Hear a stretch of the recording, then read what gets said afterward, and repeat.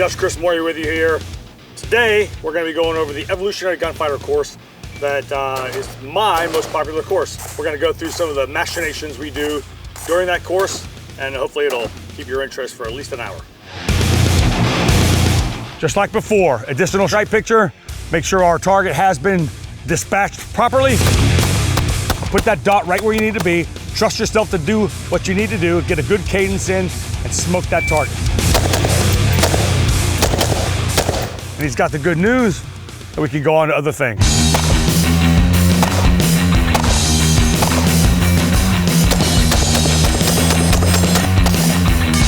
But that is how we conclude an Evolutionary Gunfighter weekend.